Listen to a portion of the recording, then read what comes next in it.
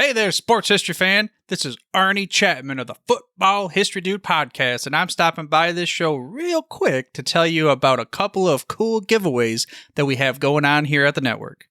Both are autographed books covering various topics of the NFL. The first is The Point After: How One Resilient Kicker Learned There Is More to Life Than the NFL by ex-NFL kicker Sean Conley. It goes over his unique experience as a walk-on kicker at the University of Pitt after never playing high school football.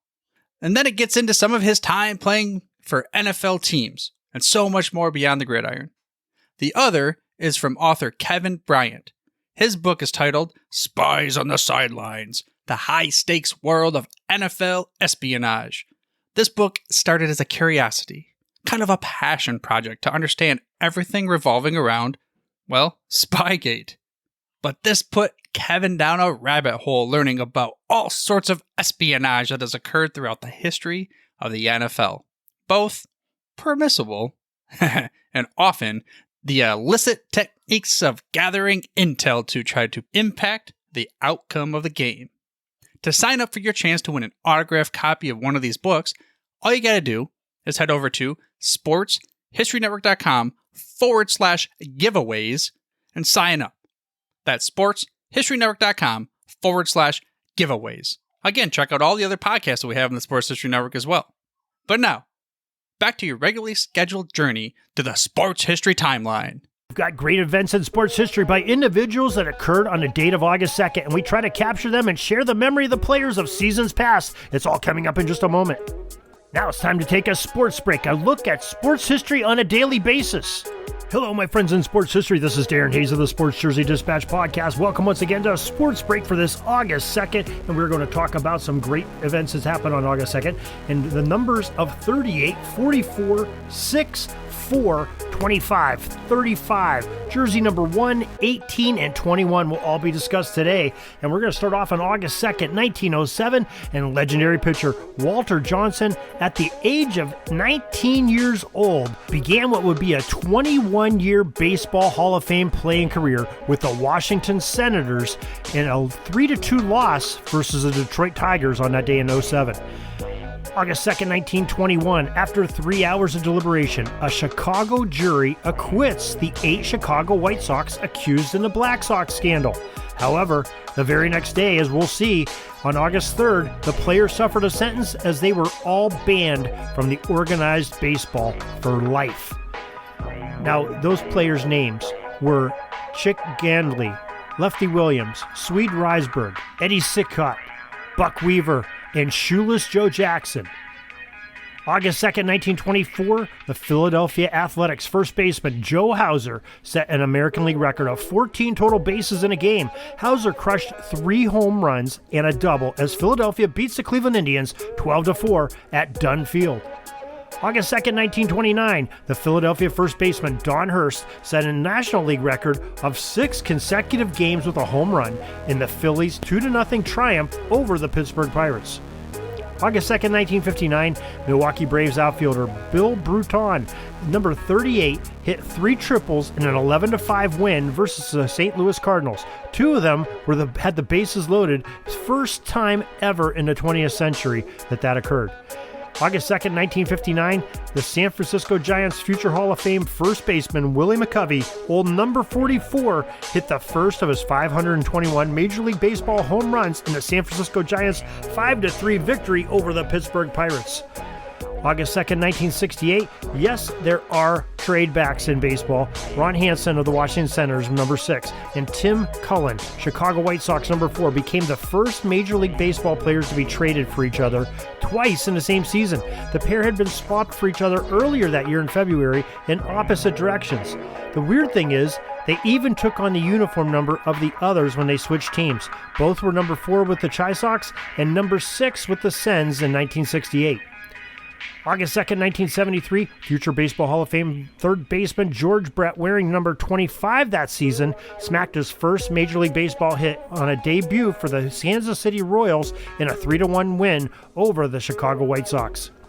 In August 2nd, 1979, some convenient shopping. When you see it, you buy it. The New York Mets purchased the contract of outfielder Jose Cardinal, number 1 from the Philadelphia Phillies, between games of a doubleheader between the two teams. Then he wore number 6 with the Mets later that year.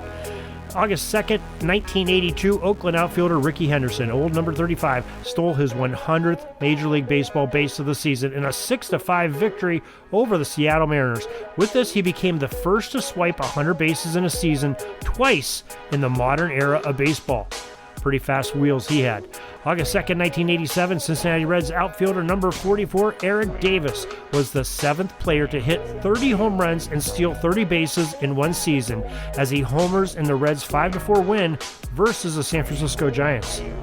August 2nd, 1987, Michael Andretti in the number 18 blue and gold Kraco-sponsored IndyCar ran the fastest IndyCar race in history, 171.49 miles per hour average, in winning the Marlboro 500 at the Michigan International Speedway in Brooklyn, Michigan.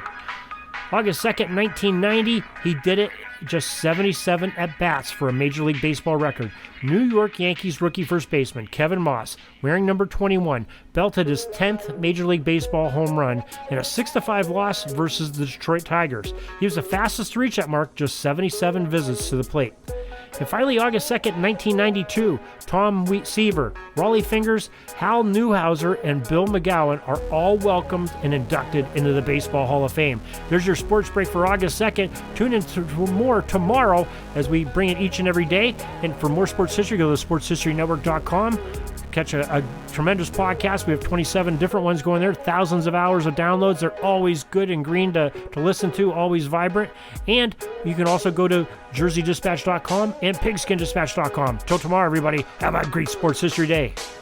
Sorry, but my pitching coach just called timeout and he's coming out to the mound. I think I'm going to get yanked for a reliever. We'll see you back tomorrow for some more great sports history on Sports Jersey Dispatch Podcast.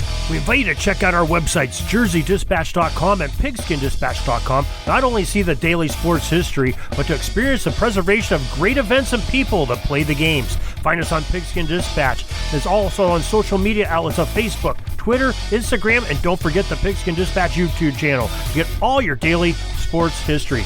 Pigskin Dispatch is happy to be associated with the Sports History Network, the sports headquarters of yesteryear, found at sportshistorynetwork.com. This podcast is part of the Sports History Network, your headquarters for the yesteryear of your favorite sport. You can learn more at sportshistorynetwork.com.